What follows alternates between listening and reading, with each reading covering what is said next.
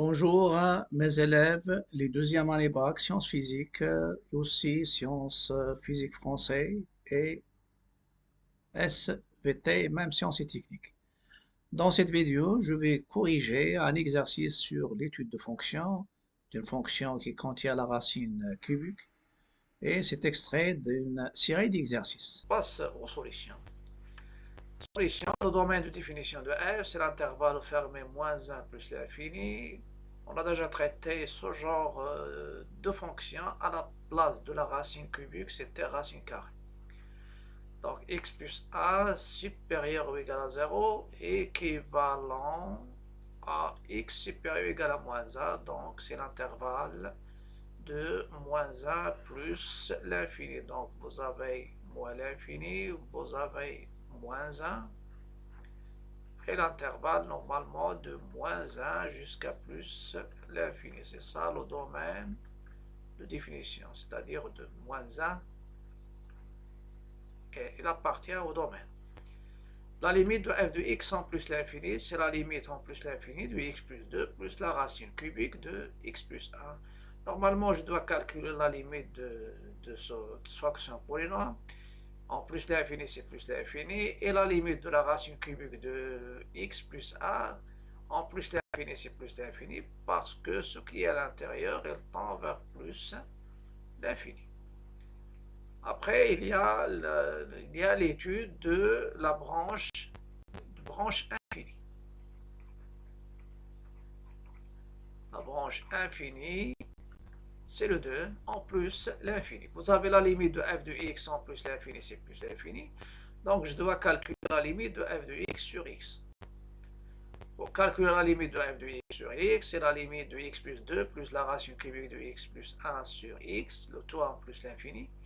C'est normalement, c'est plus l'infini, c'est plus l'infini, c'est forme indéterminée. Donc, je dois factoriser et simplifier par x. Comment je vais factoriser? Je vais factoriser en utilisant le fait que la racine cubique de x à la puissance 3, c'est x aussi pour tout x supérieur ou égal à 0. Donc normalement à l'intérieur de la racine cubique, je vais factoriser par x à la puissance 3. Donc c'est x à la puissance 3, facteur de 1 sur x carré, plus 1 sur x à la puissance 3. Vous avez x sur x à la puissance 3, ça donne x sur x carré. Donc c'est la limite en plus l'infini de x plus 2 plus, ici c'est x fois. Donc, il faut faire attention ici, c'est x fois la racine cubique. De 1 sur x carré plus 1 sur x à la puissance 3. Après, je vais factoriser par ce x, ici. C'est x facteur de 1 plus 2 sur x plus la racine cubique de 1 sur x carré plus 1 sur x à la puissance 3. Je factorise, je simplifie. Et dans ce cas-là, je trouve une forme qui est calculable. Il n'y a pas de forme indéterminée. Vous avez 2 sur l'infini, 2 sur plus l'infini, à la limite c'est 0, ça elle tend vers 0, 1 sur plus l'infini c'est 0, donc à la limite j'obtiens 1 plus 0 plus 0 plus 1, donc A c'est 1. Maintenant je dois calculer la limite de f de x moins ax. La limite de f de x moins ax. Je calcule, normalement ce sont les étapes, la limite de f de x moins ax, a c'est 1, donc c'est la limite de f de x qui est x plus 2 plus la racine cubique de x plus 1 moins x. Je simplifie par x, x moins x, donc ça reste la limite en plus l'infini de 2 plus la racine cubique de x plus 1, plus x plus 1 elle tend vers plus l'infini, le 2 c'est négligeable, donc c'est plus l'infini. Donc C de f admet une branche parabolique de direction, la droite d'équation y égale à x, c'est-à-dire la première bisectrice, en plus l'infini. Donc on a terminé les branches infinies, je passe maintenant à la dérivabilité, c'est-à-dire la demi-tangente à droite au point moins 1.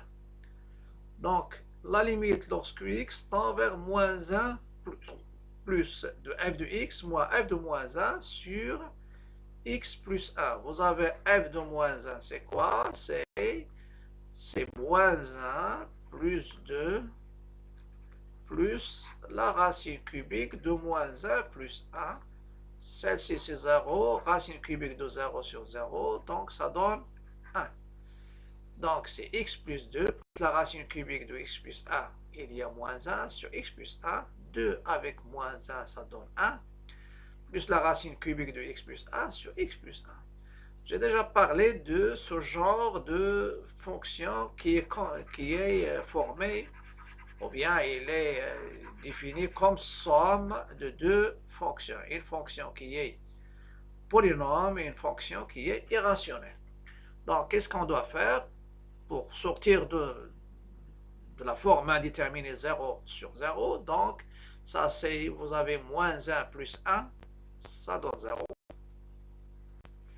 Et la racine cubique de moins 1 plus 1, c'est racine cubique de 0. Donc, c'est 0 sur 0. Donc, ça va vous donner, ça c'est un 0, plus un 0 sur 0. Donc, je peux diviser, c'est-à-dire cette somme, ce rapport, en deux rapports. Dans la limite, c'était 0 sur 0. Il faut faire attention parce que vous avez ça, il tend vers 0, et celui-là, il tend vers 0, et ça, il tend vers 0. Donc, je fais 0 sur 0. Donc, c'est x plus 1 sur x plus 1. Ça, c'est à droite. Donc, je simplifie, ça reste 1 plus la racine cubique de x plus 1 sur x plus 1. Pour la racine cubique, je sais que le cube élimine la racine cubique. Donc, qu'est-ce que je vais faire? Je vais multiplier ici par la racine cubique de x plus 1 au carré sur racine cubique de x plus 1 au carré. Voilà. Parce que pour éliminer, pour avoir la puissance 3, donc j'ai multiplié en haut et en bas. Donc ça va donner la racine cubique de x plus 1 à la puissance 3, c'est x plus 1. Et ça donne au dénominateur x plus 1 racine cubique de x plus 1 au carré. Donc déjà, la puissance 3, elle élimine la racine cubique, ça reste x plus 1 sur x plus 1. Je simplifie donc par x moins 1. Donc ça va donner la limite à droite, ou bien vous faites le symbole comme vous voulez. Donc soit je fais plus ou bien je fais à droite, c'est-à-dire avec le symbole supérieur. Donc c'est à droite et ça reste finalement, ça c'est, il tend vers 0 et c'est un 0 qui est positif. Donc la limite c'est 1 plus 1 sur 0 plus 1 sur 0 plus, c'est plus l'infini. 1 sur 0 plus, c'est plus l'infini. Et puisque la limite de f de x sur x, lorsque x tend vers 1 plus, lorsque x tend vers 1 plus, c'était plus l'infini, ça c'est 1 plus, 1 plus, c'est-à-dire à droite de moins 1 plus, pardon, à droite de moins 1. Alors, c'est à droite de moins 1. On sait que c'est la limite c'est la limite des taux d'accroissement tend vers plus l'infini, alors la fonction n'est pas dérivable à droite au moins 1. Mais l'interprétation graphique, C de f admet une demi-tangente verticale à droite au point moins 1, le point A, et ce sera dirigé vers le haut. Pourquoi? Parce que vous avez plus avec plus l'infini. Je continue. Maintenant, je passe au calcul de la dérivée. Soit x appartient à l'intervalle ouvert moins 1 plus l'infini, pour que ce qui est à l'intérieur de la racine cubique soit strictement positif. F' de x, c'est quoi? C'est la dérivée de x plus 2 plus la dérivée de la racine cubique de x plus 1. Je sais que la dérivée de racine troisième de u, sa dérivée, racine troisième de u, c'est u', en fonction de x, sur 3, racine troisième de u, le tout à la puissance 2. Donc, ce qui est à l'intérieur, je fais prime sur 3 racine cubique de x plus 1, le tout au carré. Vous avez ici x plus 1, sa dérivée c'est 1. X plus 2, sa dérivée c'est 1 aussi, parce que la dérivée de x c'est 1, la dérivée de 2 c'est 0. Donc ça va me donner 1 plus 1 sur 3 racine cubique de x plus 1 au carré. Ça c'est positif, donc la dérivée est strictement positive. Finalement, ma fonction est strictement croissante sur l'intervalle en question qui est moins 1 plus l'infini. Après, il y a le tableau de variation. Tableau de variation.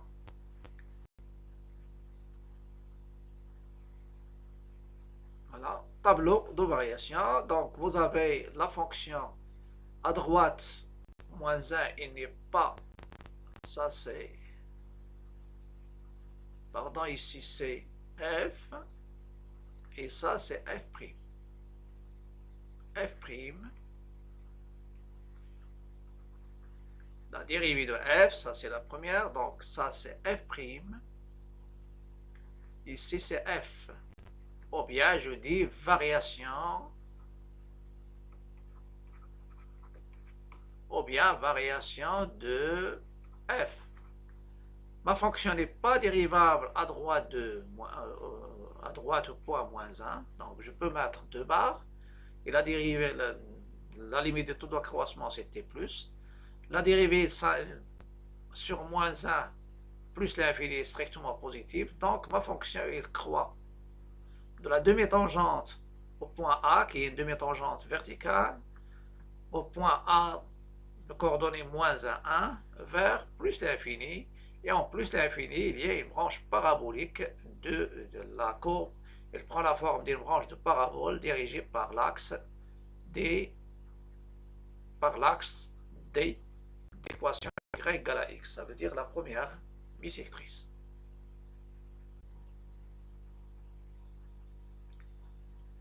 On passe maintenant à la question suivante, c'est la courbe représentative de la fonction f. Normalement, on va essayer de voir les choses qui sont très essentielles pour le traçage.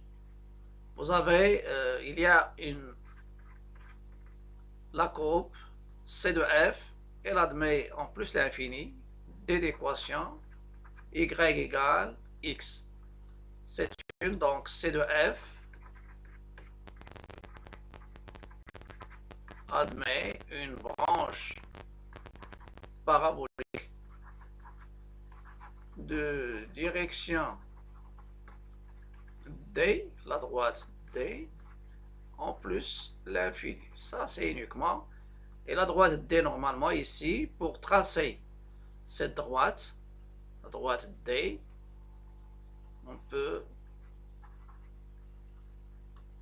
tracer un petit tableau, c'est-à-dire la première bisectrice ici, c'est la première bisectrice.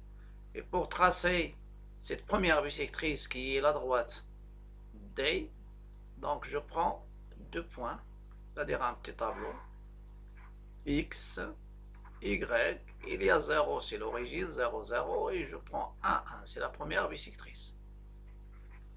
Deuxième chose, vous avez une tangente horizontale. Vous avez C de F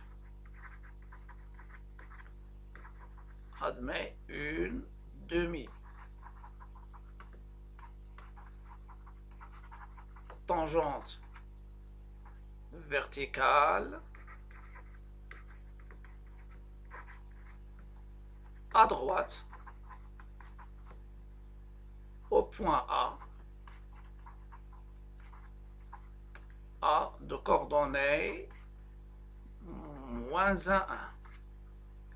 Et je vais ajouter un point, c'est l'intersection normalement, C de F coupe l'axe des ordonnées au point, je vais la considérer B de coordonnées 0 Et si je prends 0 dans ma fonction, ça va vous donner 0. Parce que la fonction c'est f de x, c'est x. Je reviens à ma fonction. Donc la fonction f, c'est f de x égale à x plus 2 plus la racine cubique de x plus 1. X plus 2 plus la racine cubique de x plus 1. Donc, pour le 0, vous avez 0, ici 2, et racine cubique ici de 0 plus 1, racine cubique de 1, c'est 1. Donc, ça donne 3. Ça, c'est le point. Donc, et je vais passer maintenant au traçage direct. Donc, normalement, ici, le traçage que je vais l'expliquer. Donc, il y a le point de coordonnées, c'est ça le point A, de coordonnées moins 1, 1, c'est ça le point A. Et au point A, il y a une demi-tangente verticale dirigée vers le haut. Il y a le point B, ça c'est l'origine, ça c'est l'axe des abscisses, l'axe des ordonnées. Le traçage, normalement le point B, le 0,3, c'est ça le point B, c'est ça le point B. Et il y a le traçage de la première bisectrice, il passe par 0, 0, l'origine, et le point 1, 1. Pour le traçage, comment je vais tracer? Je reviens, je peux revenir au tableau de variation. C'est ça le tableau de variation. Donc ici, il y a une demi-tangente à ce point-là. Il y a une demi-tangente qui est verticale. Et la courbe, elle croît. Et au voisinage de plus l'infini, il va prendre comme direction parabolique, c'est-à-dire une branche parabolique de direction la droite, delta d'équation y égale x. Voilà. Donc, toujours le traçage. Donc, il va croître du point moins 1, 1, qui est le point A, et il va croître en traversant, coupant l'axe des ordonnées au point de coordonnées 0,3. Il continue à croître, et au voisinage de plus l'infini, la courbe, il prend la forme d'une branche de parabole, mais cette branche de parabole, ça sera dirigée par un axe qui est la première bisectrice. Donc la courbe, elle croît, elle passe par ce point-là, et elle croît vers plus, elle tend vers plus l'infini, et là, il y a une branche, une branche de parabole qui est dirigée par la première bisectrice. Voilà. Donc, je trace bien sûr à main levée, de préférence en crayon, et la branche de parabole, c'est-à-dire s'il y a une asymptote, la courbe elle va s'approcher de l'asymptote, sans la toucher. Mais puisqu'il y a une branche de parabole, donc la courbe elle s'éloigne légèrement de la courbe, de la direction qui est delta. La branche parabolique de direction, je dis asymptotique aussi, la droite D, en général, on l'appelle delta, d'équation y égale à x. Et les tangentes, normalement ici, les tangentes tendent à être parallèles avec la direction. Et on verra, il y a aussi, on va construire aussi la courbe CF-1, parce que vous pouvez remarquer ici, d'après la représentation graphique, f sur l'intervalle que je vais l'appeler i-1 plus l'infini, qui est le domaine, il est continu parce qu'on trace la courbe sans lever la main, mais ben, on va démontrer la continuité, et la fonction elle est strictement croissante, donc il admet une fonction réciproque définie sur l'intervalle j qui est égal à f de i. Montrer que, donc sixièmement, montrer que, donc sixièmement, petit a, montrer que f admet une fonction réciproque f-1 définie sur l'intervalle. Donc, je vais commencer par la continuité de f sur l'intervalle que je vais considérer, c'est le domaine de définition. Il n'y a pas de restriction. Normalement, la fonction qui a tout x associé x plus 2, c'est polynôme. Il est continu sur R et en particulier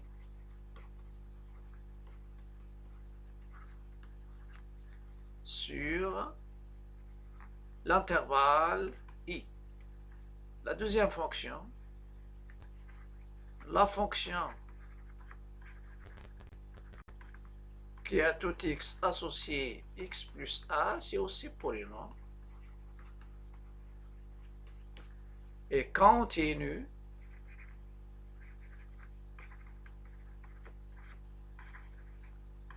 sur R et en particulier sur l'intervalle moins 1 plus l'infini. Et pour tout x appartient à l'intervalle i, vous avez x plus a est strictement i supérieur ou égal à 0. Donc, la fonction qui a tout x associée racine troisième de x plus a et continue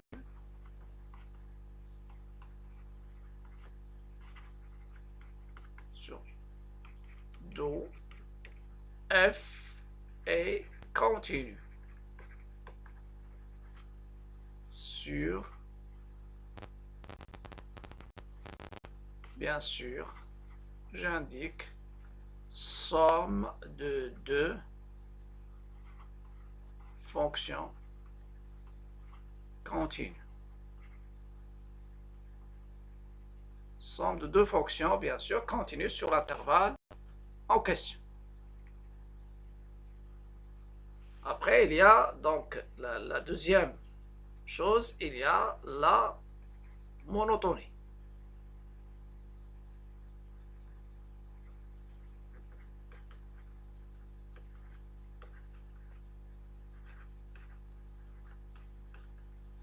D'après tableau de variation, f est strictement croissante sur i. D'où f admet une fonction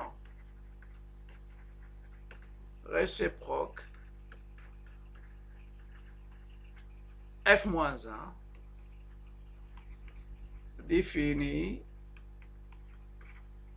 sur l'intervalle J. J, c'est f de i. Théorème de fonction réciproque, on le répète.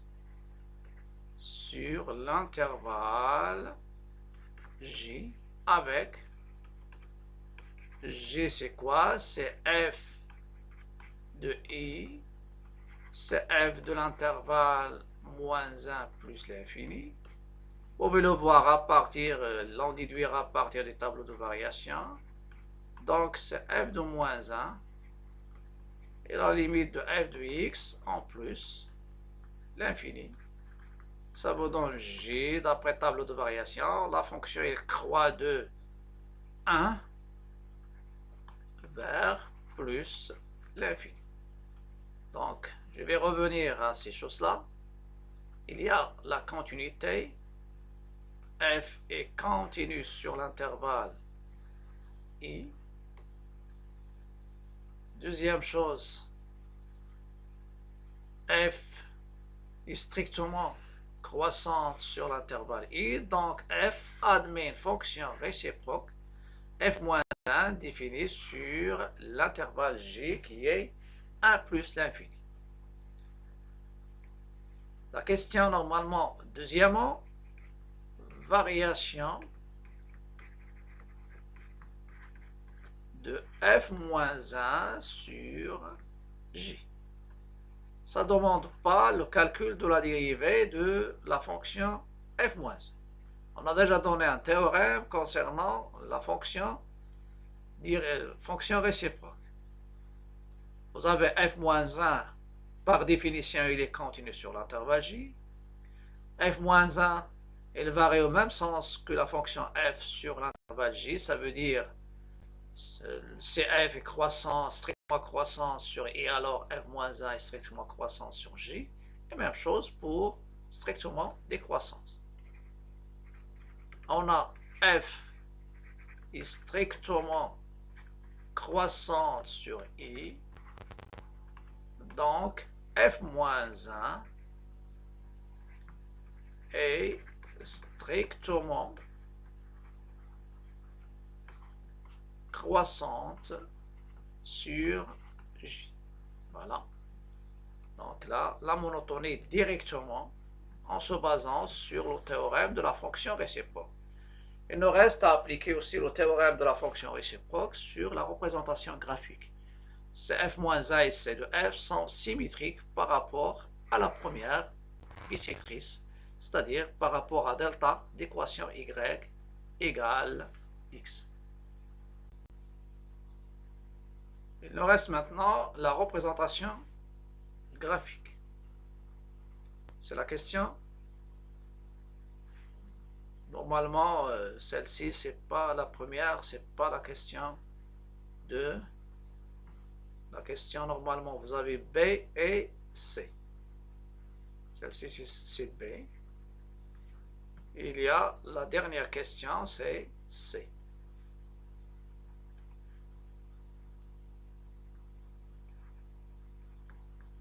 On sait que CF-1 est le symétrique de CF par rapport à la première bisectrice.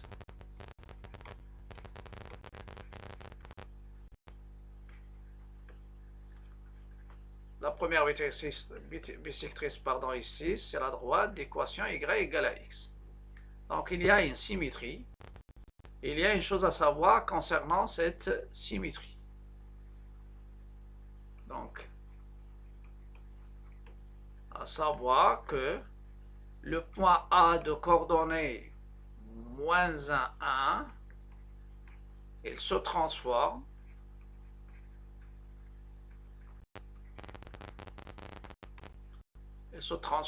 au point A' de coordonnées 1, moins 1. Normalement, il se transforme tout ce qui est vertical, le point, parce que la symétrie, et je parle de la symétrie axiale d'axe, la première bisectrice.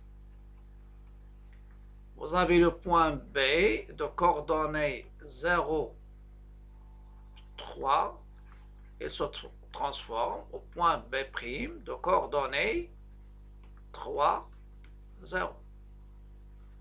La deuxième chose, CF-1, il admet une branche parabolique de direction D d'équation Y égale à X aussi au voisinage de plus l'infini.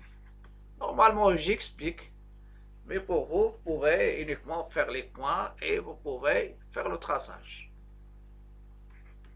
Voir figure précédente. Voilà. Et je vais revenir à la représentation graphique. qu'est-ce que je vais faire pour la représentation? Donc, le point A A', A c'est moins 1, 1. Le point A', c'est 1. Voilà. En plus de ça, normalement ici, il y a une tangente en arc. La tangente, elle est tangente, demi-tangente verticale. Elle se transforme en une demi-tangente horizontale. Une demi-tangente horizontale. Car normalement la transformation, elle transforme, c'est-à-dire la symétrie axiale, elle transforme x en y et y en x. Donc ce qui est vertical, il devient horizontal, et ce qui est horizontal, il devient vertical. Cette demi-tangente, c'est une demi-tangente verticale au point A de coordonnées moins 1, 1, sont symétriques. Sont symétriques, c'est une demi-tangente horizontale au point A', et le point A', il est de coordonnées, le moins 1 était abscisse, il devient ordonnée, et l'ordonnée, il devient abscisse. Et cette demi-tangente, ici, il est dirigé vers les Y positifs. Demi-tangente horizontale, ça sera dirigé vers les X positifs. Toujours changer X en Y. La demi-tangente dirigée vers le haut, il devient horizontal dirigé vers la droite, vers les X positifs. Et je trace ces demi-tangentes. Voilà. Deuxième chose, C de F, il traverse l'axe des ordonnées au point de coordonnées 0, 3. CF-1, il va traverser l'axe des abscisses au point de coordonnées 3, 0. C'est ça le point B'. Et C de F-1, il admet bien sûr une branche parabolique de direction l'axe des ordonnées, la droite delta. La droite delta, normalement, son image, c'est elle-même. Donc, le traçage, je trace normalement comme ça, et je trace une branche parabolique, la courbe, une branche parabolique de direction, l'axe des ordonnées, l'axe delta, pardon. Une branche parabolique de direction, la première bisectrice. Et je fais le traçage, je refais, voilà, à main levée. J'utilise les pointillés parce que je fais le traçage en stylet. Pour vous, vous pouvez faire en crayon. Voilà, c'est ça la courbe de ma fonction CF-1.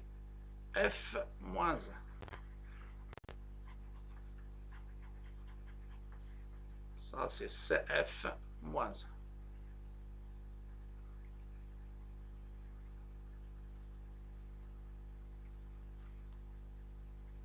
Voilà, c'est CF-1.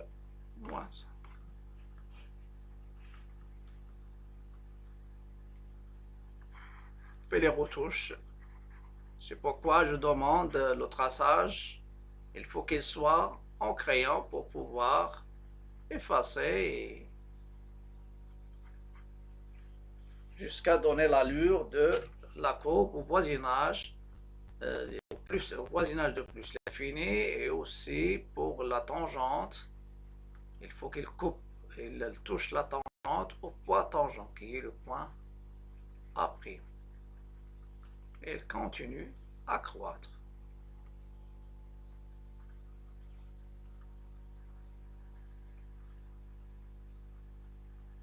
Ce qui compte pour nous, il faut que la courbe, même en examen, il faut qu'il respecte la demi-tangente au point image de A, le point d'intersection qui est le point B', et il faut qu'il respecte normalement une branche parabolique de direction, la première bisectrice.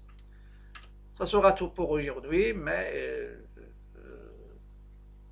n'hésitez pas aussi de faire des likes, des partages, des commentaires, et aussi, normalement, des commentaires dans le bon sens. Et aussi, il faut s'abonner à ma chaîne pour m'encourager. Et si vous êtes sur Facebook, il faut suivre ma page Facebook et il faut aussi rejoindre les groupes Facebook. À bientôt et à la prochaine vidéo.